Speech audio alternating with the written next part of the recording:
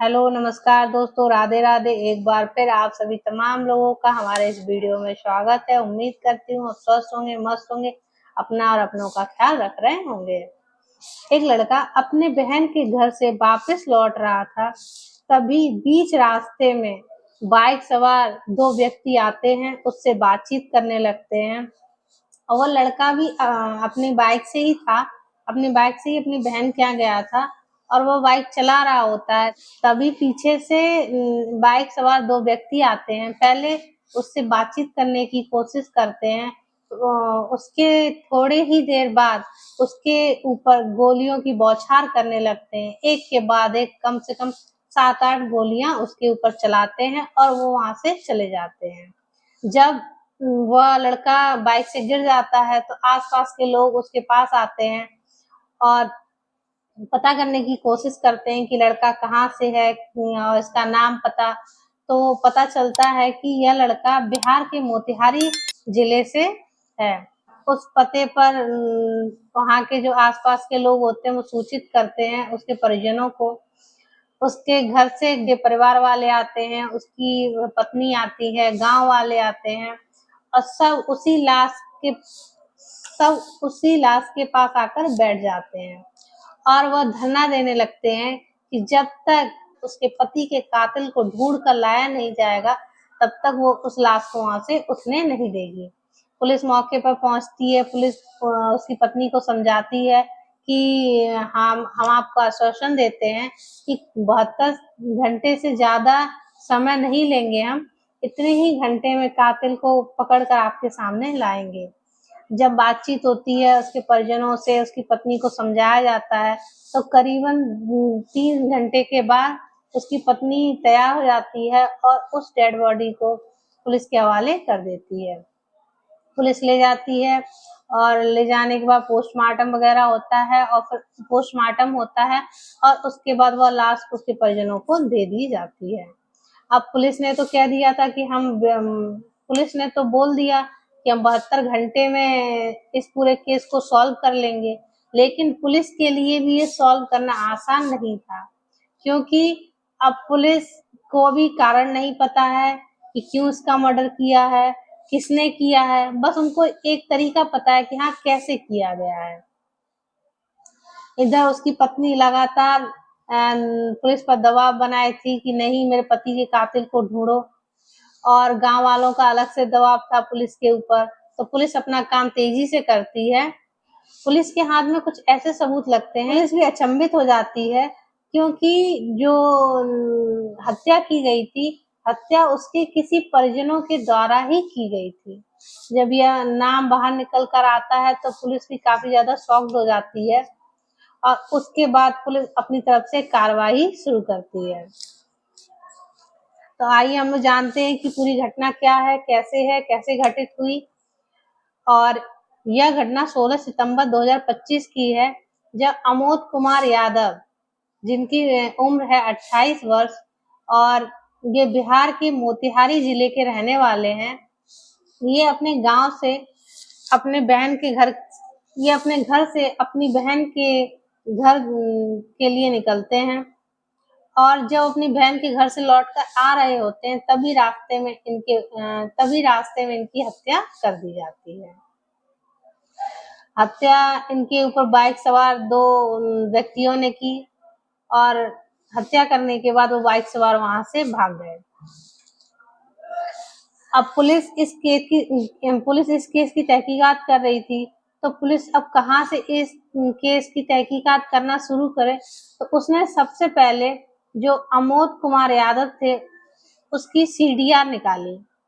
CDR call detail record होता है। तो पुलिस ने अमोद कुमार यादव की सबसे पहले कॉल डिटेल निकाली। कॉल डिटेल में उन्होंने देखा कि अमोद कुमार यादव ने लास्ट टाइम किससे बात की थी।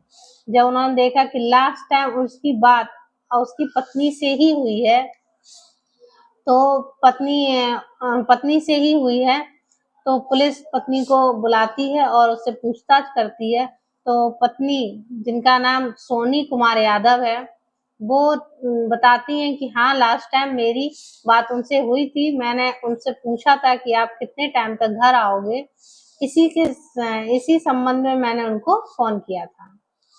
तो पुलिस को नॉर्मल लगा कि हाँ जैसे नॉर्मल होता है कि घर वाले कहीं बाहर जाते हैं तो आप फोन करके पूछते हो कि हाँ कितने देर में आओगे क्या है।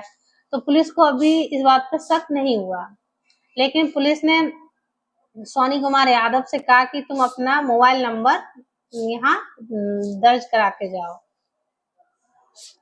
पुलिस ने सोनी कुमार यादव से कहा कि तुम अपना नंबर यहाँ लिख कर जाओ और हमें कुछ भी पता चलेगा तो हम आपसे संपर्क करेंगे। कुमार यादव के नंबर की कॉल डिटेल निकाली जाती, सीडीआर निकाली जाती है और सीडीआर में जब पुलिस वाले देखते हैं तो पुलिस वाले अचंभित हो जाते हैं कि एक ही नंबर पर लगातार कई घंटों तक बात की गई है और बात करने का कोई टाइम फिक्स नहीं था। दिन में कम से कम 6 से 7 घंटे बात हो रही है और एनी टाइम किसी भी टाइम वो लोग बात कर रहे हैं। पुलिस को वहां से शक होता है, तो जिस नंबर से सोनी बात कर रही थी उसी नंबर पर उस नंबर की डिटेल निकाली जाती है। डिटेल में पता चलता है कि यह नंबर विकास कुमार यादव का है। विकास कुमार यादव सोनी के जीजा के चचेरे भाई हैं और सोनी का और जो विकास कुमार यादव है इन लोगों की पहले से जान पहचान थी। तो पुलिस विकास कुमार यादव को उठाती है, उठाने के बाद उससे पहले पूछताछ करती है कि हमको तुम्हारे और सोनी के बारे में सारी चीजें पता हैं, क्योंकि पुलिस को पता नहीं थी। बट वो विकास से बोलते हैं कि हमको सब पता है और हमारे पास सारे सबूत हैं, अगर तुम बता दोगे तो अच्छा होगा, नहीं तो फिर हम अपने तरीके से पता करेंगे। तो विकास कुमार यादव काफी डर जाता है और डर के मारे वो सारी चीजें बता देता है और बताता है कि उसका और सोनी का काफी टाइम से अवैध संबंध था और करीब 1-1.5 साल से वो दोनों एक दूसरे से मिल नहीं पा रहे थे और इस बात की जानकारी कहीं ना कहीं सोनी के पति अमोद कुमार यादव को हो गई थी। अमोद कुमार यादव अपनी पत्नी को बराबर धमकियां देता था कि अगर तुमने उससे बात करना बंद नहीं किया या तुमने उससे अपना संपर्क नहीं तोड़ा तो मैं पहले उसको गोली मारूंगा फिर तुमको गोली मारूंगा। ऐसे उसको लगातार धमकियां देता था। जो सोनी कुमारी थी उन्होंने बातचीत को बंद नहीं किया, वो कंटिन्यू रही। सोनी कुमार यादव ने अपने संबंध विकास कुमार यादव से खत्म नहीं किए। एक दिन सोनी कुमारी यादव काफी ज्यादा फ्रस्ट्रेट हो जाती हैं और वह विकास कुमार यादव के साथ मिलकर एक प्लान बनाती हैं और कहती हैं कि 16 सितंबर को अमोद अपनी बहन के घर जाने वाला है और जब वो उधर से लौट के आएगा तब तुम उसकी हत्या कर देना, नहीं तो वो तुम्हारी हत्या कर देगा। उसने इस तरह की मुझे धमकी दी है। अब विकास कुमार यादव अपने एक दोस्त से कहता है कि मुझे इस तरह की धमकियां मिल रही हैं, अगर मैंने उसको नहीं मारा तो वो मुझे मार देगा। एक लड़के का नाम बताते हैं जिसका नाम गोलू पटेल था, ये इस प्रकार की हत्याएं करता था। उसका दोस्त एक गोलू पटेल के बारे में बताता है और उससे मिलवाता है, कहता है कि ये इस प्रकार की हत्याएं करता है बट ये बिना पैसे के ये हत्या नहीं करेगा। तो वो अपनी पैसे की डिमांड रखता है कि उसको 32,000 रुपए चाहिए। अब विकास कुमार यादव के पास इतने पैसे थे नहीं तो उसने सोनी को फोन किया। सोनी ने फिर उसको 32,000 रुपए ट्रांसफर किए अपनी पति की हत्या के लिए। सोचिए वो महिला अपने पति की हत्या पर इतने दहाड़े मार मार के रो रही थी, पुलिस से गुहार कर रही थी कि जब तक उसको इंसाफ नहीं मिलेगा हम यहाँ से हटेंगे नहीं। वही महिला 32,000 रुपए अपनी पति की हत्या करने के लिए अपने प्रेमी को ट्रांसफर करती है और उसके बाद विकास कुमार यादव वो पैसे गोलू पटेल को दे देते हैं और दोनों बाइक लेते हैं। बट उनको लोकेशन का भी पता नहीं था कि वो घर से कब निकलेगा, कितने बजे निकलेगा। तो ये सारी जिम्मेदारी सोनी के ऊपर थी। सोनी ने अमोद को फोन किया और उससे पूछा कि तुम कहाँ हो, तो उसने बताया कि मैं अभी दीदी के यहाँ हूँ, मैं निकलने वाला हूँ। सोनी कुमारी यादव उसे इमोशनल ब्लैकमेल करने लगी कि तुम हर बार झूठ बोलते हो, तुम अपनी सही लोकेशन नहीं बताते हो, तुम मुझे अपनी लोकेशन भेजो। वो अमोद बेचारा इमोशनल ब्लैकमेल हो जाता है और वो अपनी लाइव लोकेशन भेज देता है। यही लोकेशन उसका काल बन जाती है। जैसे ही वो लोकेशन भेजता है, सोनी यही लोकेशन अपने प्रेमी विकास कुमार यादव को भेज देती है। जब अमोद अपनी दीदी के घर से निकलता है और रास्ते में जा रहा होता है, तभी पीछे से बाइक पर 2 व्यक्ति आते हैं। पहले उससे बातचीत करने की कोशिश करते हैं और फिर उसे दिन दहाड़े गोलियों से भून देते हैं और कम से कम 7-8 गोलियां उसको मारते हैं और उसकी उसी मौके पर हत्या हो जाती है। आज के समाज में दिखावे की कुछ और ही दुनिया है। वो महिला जो सबको दिखावा कर रही थी कि उसके पति की हत्या हो गई और वो इतनी ज़्यादा दुखी, परेशान और सारे समाज की सिंपैथी उसके साथ थी और जब इस बात का खुलासा हुआ, तो मामला पलट गया। क्योंकि जो परिजन, जो समाज उसको सिंपैथी दे रहा था, वही उससे नफ़रत करने लगा, वही उसको हेट करने लगा। क्योंकि एक महिला जब एक पत्नी ही अपने पति को मरवा सकती है, तो इस समाज में इस तरह की घटनाएँ आजकल बहुत हो रही हैं।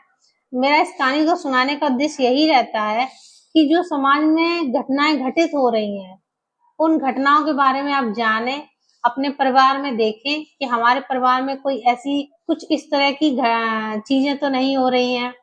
अगर हो रही हैं तो अपने उस चीज़ों को सँभालने की कोशिश करें या अगर आप खुद ही उस तरीके के काम कर रहे हो तो उस चीज़ों को छोड़ दें और अपने परिवार, अपने बच्चों पे ध्यान दें।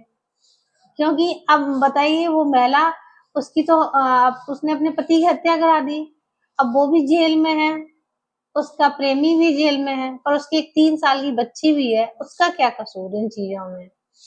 उसका तो पिता का साया भी चला गया, उसकी माँ का साया भी चला गया, अब वो बच्ची तो अनाथ हो गई। तो अगर आपकी फैमिली है तो अपनी फैमिली पे ध्यान दीजिए, फैमिली से बढ़कर कुछ नहीं होता है।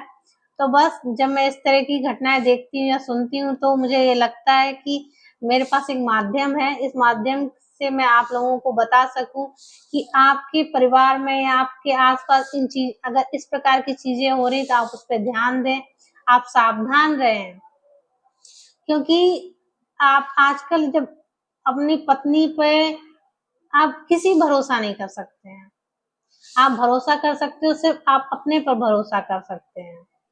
मेरा इस कहानी को सुनाने का उद्देश्य किसी को परेशान करना नहीं है, किसी के दिल को दुखाना नहीं है, बल्कि आपको सचेत व सावधान करना है, जिससे आप अपना और अपनों का ध्यान रख सकें। नमस्कार।